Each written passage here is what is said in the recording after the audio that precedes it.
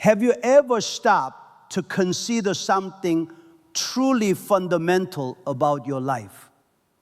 We spend our entire lives seeking validation from others, shaping explanations, defending ourselves, and exhausting our strength trying to prove our worth. Yet we rarely stop to listen to the quiet voice God has already placed within us. I am David Yonggi. After dedicating my life to faith, prayer, and guiding souls toward God's truth, I want to share with you a reality many people spend their entire lives avoiding. Fulfillment does not come from being recognized by others. It comes from recognizing God's purpose within yourself. I have come to understand this journey as a calling, a divine process that requires you to turn inward with courage, standing honestly before God and yourself. It demands that you face what you have long avoided, the confusion, the fear, the hidden wounds of the heart.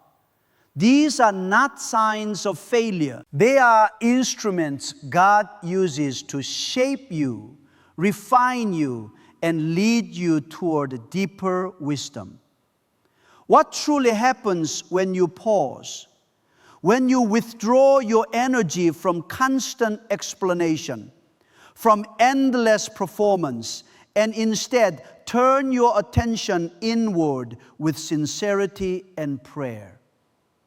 What changes when you choose stillness and allow your life rather than your words to speak on your behalf? This path is not for those who seek comfort without growth. It requires facing the emptiness that appears when the surrounding noise fades away. It demands the courage to accept that God's truth often speaks most clearly in silence. But here is what I have witnessed through decades of ministry and spiritual counsel. It is precisely in that silence that a different kind of power emerges. The power of a life anchored in God. The power of becoming who you were truly created to be. So I ask you this today. Are you willing to embrace silence before God? Are you prepared to stop explaining yourself to the world and allow your faith, your actions, and your presence to declare what truly matters? Why silence is your greatest weapon. In the modern world, people feel an unrelenting pressure to speak, to explain themselves, to respond immediately, to defend their position so they are not misunderstood or overlooked. We have been trained to believe that constant expression is strength, that visibility equals value. Yet, through many years of ministry, prayer, and observation of the human soul, I have come to recognize a profound truth that most people overlook entirely. It is precisely when you choose silence, when you resist the urge to justify yourself, that true strength begins to emerge. Silence is not simply the absence of speech. This is essential for you to understand.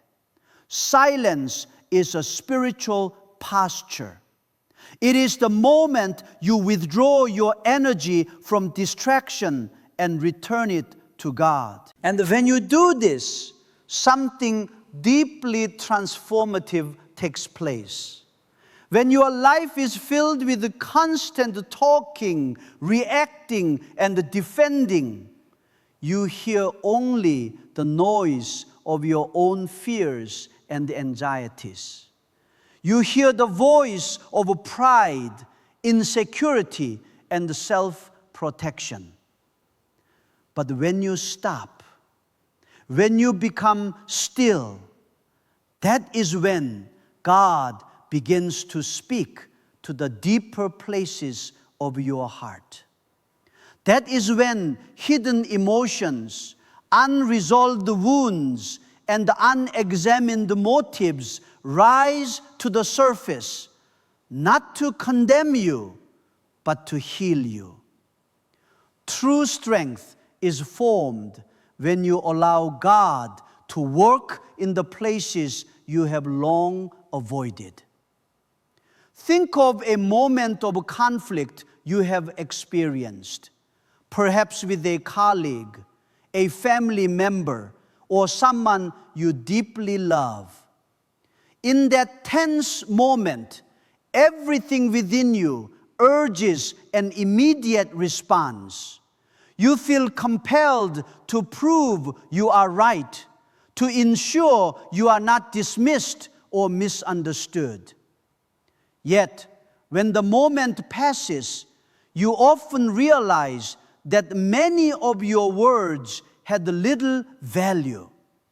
Some may have even caused deeper harm. Now consider what happens when you choose silence instead.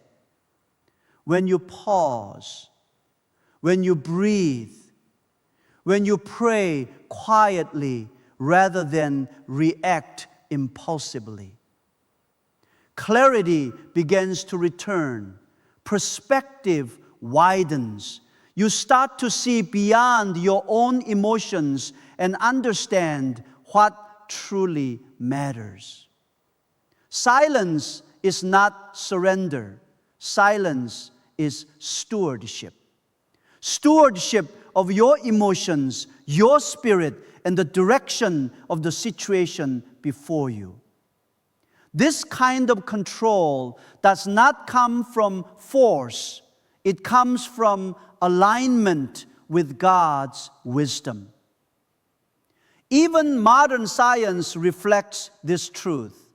When a person pauses and becomes still, the mind regains balance.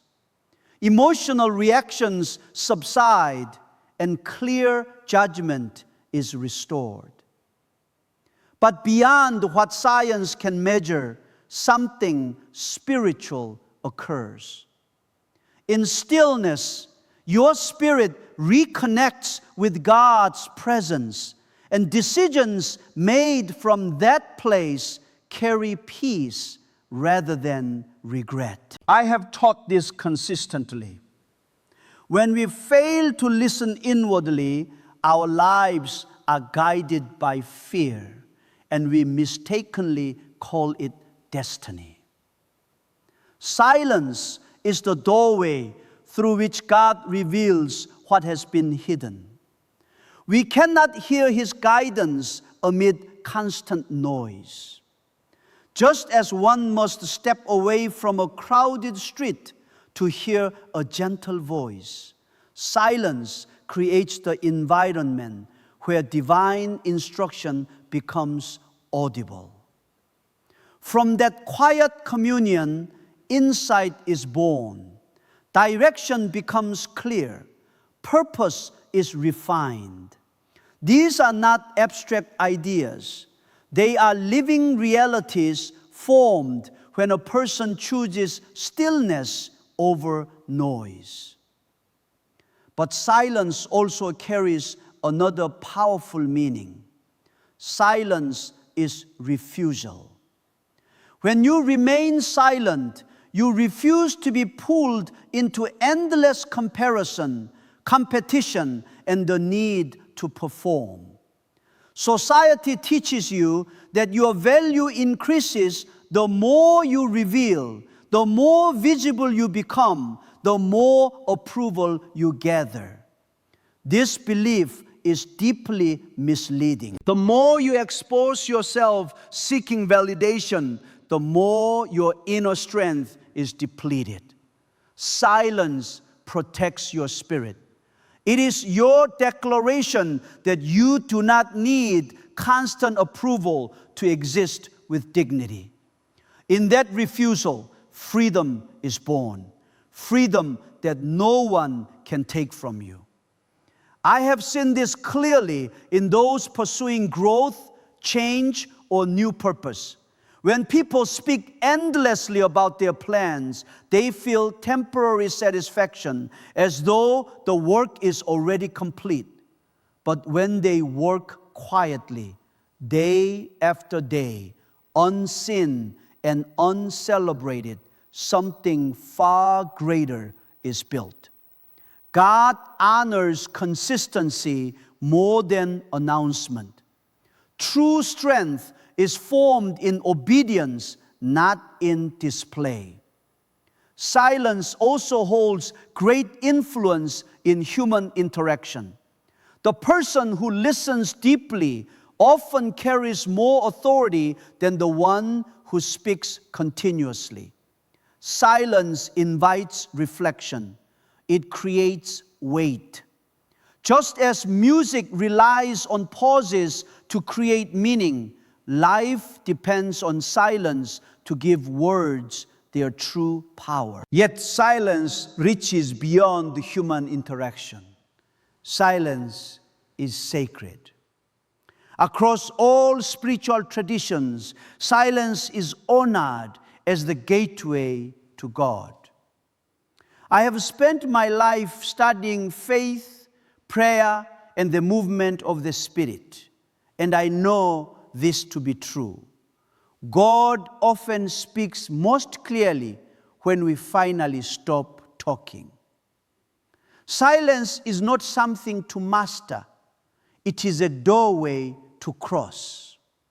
When you step into it, you move beyond shallow concerns and enter deeper communion with God's wisdom. In that space, burdens lift, clarity forms, and faith strengthens.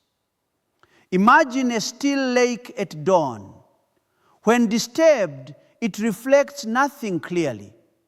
But when calm, it mirrors the sky perfectly. Your heart is the same. Only in stillness does it reflect God's truth fully. Understand this clearly. Stillness is never weakness. It is preparation. It is not escape. It is courage. In silence, you do not lose strength. You gather it. You anchor it. You allow God to shape it. Self-focus is not selfishness. It is awakening. The power I have spoken about carries meaning only when it is directed correctly, when it is turned inward toward the life God is shaping within you. This is where many people become confused and stumble deeply. They mistake self-focus for selfishness. They believe that turning inward means abandoning others, neglecting responsibility, or placing personal desire above faith. This belief is rooted in misunderstanding and fear. I want to say this clearly and without hesitation. Caring for your inner life is not selfishness. It is obedience. It is awakening. For only when you are aligned within can you truly serve others with sincerity and strength. This is not opinion. It is spiritual reality. From an early age, many of us are taught that constant sacrifice defines goodness. We are praised for giving endlessly, for ignoring our own needs, for pressing forward even when we are exhausted. On the surface, this appears noble. But when taken to extremes, as our society often does, it leaves people empty, resentful, and spiritually dry. They give until nothing remains, And one day they awaken to find they no longer recognize themselves. I have seen this countless times in ministry. People lose their sense of calling, not because they lacked faith, but because they neglected their inner life. What remains is a mask, outward activity without inward connection. This is dangerous because activity without alignment eventually leads to collapse. Turning inward does not mean withdrawing from responsibility or love. It means returning to the source from which all love and service must flow. It means reconnecting with God's voice, God's peace, and God's direction within you. Let me offer an image that speaks clearly to the soul. Imagine a tree planted beside a stream. If its roots are neglected, it cannot stand, no matter how much shade it wishes to offer. A tree cannot survive on intention alone. It must draw nourishment regularly. In the same way, a person cannot live only for others and ignore the nourishment of their own spirit. God designed us with needs, not to shame us, but to guide us. Human beings are not machines. We are living vessels, spiritual, emotional, and physical. When you neglect your inner world, exhaustion follows. This is what many now call burnout. Long before it became a modern term, I witnessed it as a spiritual condition, the soul running on empty. Consider parents who give endlessly without rest. Their love is sincere, their sacrifice real, but children sense more than words. They feel tension, they absorb exhaustion. Without meaning to, such parents teach that love requires self-erasure. But when a parent tends to their own spiritual and emotional health, they model balance, peace, and wholeness. This teaches children that love flows from strength, not depletion. Faith and psychology agree on this point. Those who care for their inner life develop resilience. They respond rather than react. They build healthier relationships. Those who ignore themselves in the name of pleasing others often carry hidden anger, anxiety, and bitterness. Outwardly, they appear generous. Inwardly, they are afraid of rejection, abandonment, or being unloved. When authentic needs are continually suppressed, they do not disappear. They retreat into the depths of the soul where they grow stronger. Eventually, they emerge as frustration, illness, or emotional collapse. This is why self-focus is not optional. It is responsibility. It is how you prevent the hidden parts of your soul from ruling your life. I have taught this truth repeatedly. You cannot give what you do not possess. If peace does not live within you, unrest will follow you everywhere. If love is absent inside, your sacrifices will become heavy and resentful. This is not moral failure. It is spiritual imbalance. True self-focus also means honesty. It means standing before God without excuses. It means acknowledging weakness without shame and strength without pride. God does not ask you to pretend. He asks you to be truthful. Healing begins where honesty is practiced. I have seen people transformed by crisis. Loss, illness, and failure often strip away illusion. Those who turn inward in such moments, seeking God rather than distraction, emerge wiser, deeper, and more grounded than before. Crisis forces stillness. Stillness invites reflection. Reflection opens the door to awakening. This is the beginning of true transformation. No longer living for approval, no longer chasing applause, living instead from truth and purpose. I have witnessed this in well-known figures and ordinary people alike. Some endured pain that could have destroyed them, yet they chose reflection over bitterness.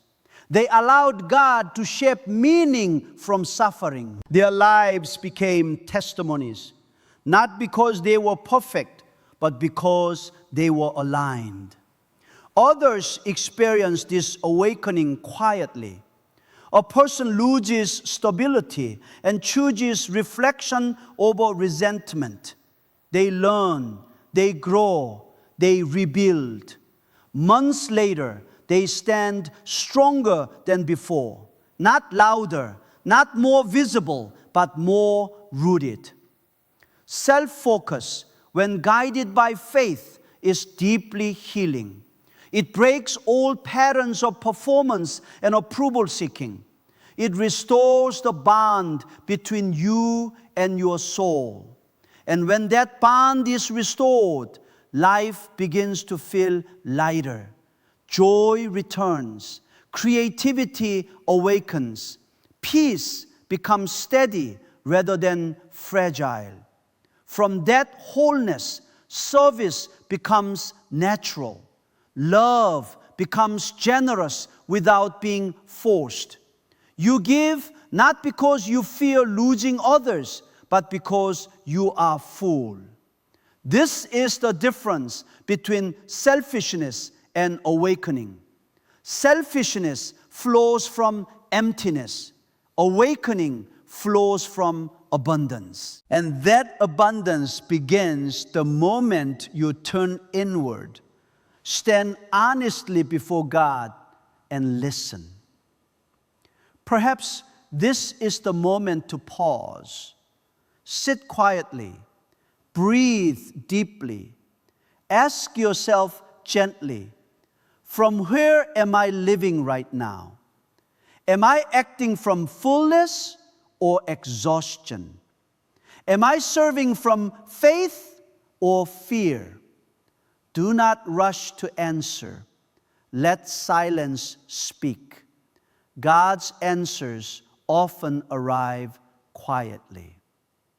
As I believe with all my heart, the greatest privilege of life is not being admired by many, but becoming who God created you to be, fully and truthfully. The mirror and the transformation. Then something remarkable begins to unfold. As you live in alignment with your true inner life, as you cultivate silence, faith, and focus, the external world slowly starts to reflect what has changed within you. What once seemed random begins to carry meaning. What once felt blocked begins to open. This is not coincidence. This is alignment. I have spent many years observing this spiritual principle at work. When a person's inner life is fragmented, their outer world reflects that disorder. Relationships strain. Work becomes heavy. Opportunities feel distant. But when the heart becomes settled, when faith replaces fear. Life responds differently. Doors open, connections appear, peace follows. I have taught often about God's order working through our lives. Some may call these moments coincidence, but faith understands them as divine alignment. When you walk in harmony with God's purpose within you, your path becomes clearer. Your steps become steadier. You begin to notice what was always there but hidden by distraction. Think back to a time when your mind was restless and your heart unsettled. Everything around you felt unstable. Decisions were unclear. Relationships felt tense. That outward chaos mirrored an inward struggle. But when clarity returned within, circumstances slowly adjusted. You spoke differently. You listened more deeply. You acted with intention rather than urgency, and life responded.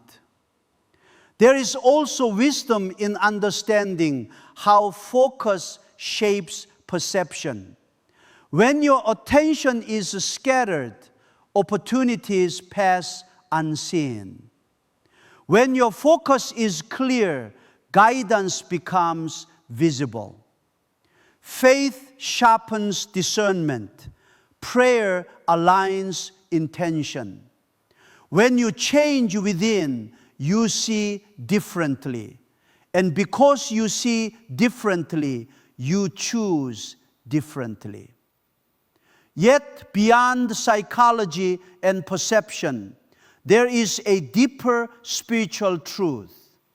We are not isolated beings. We are connected to God and to one another. When your heart aligns with God's truth, your life resonates with His order. This resonance draws what belongs to you into your path. This is why those who live authentically often experience strong intuition and timely encounters. They are not chasing life, they are walking with it. This is not magic, it is obedience, it is harmony, it is the natural result of a life lived from the inside outward. This is the journey that stands before you. A journey not of noise, but of depth. Not of performance, but of purpose. Not of endless striving, but of alignment with God's design. And I urge you, do not delay this journey. Do not wait for a better season or a perfect moment. Begin now. Begin quietly. Begin inwardly. Choose silence where you once reacted. Choose focus where you once scattered yourself. Choose faith where you once sought approval. Because when your inner life is restored, your outer life will follow. When your spirit is aligned, your steps will be guided. And when you live from that place, your life becomes a reflection, not of fear or exhaustion, but of peace, strength, and divine purpose. This is not the end of the journey. This is the beginning of becoming who you were created to be.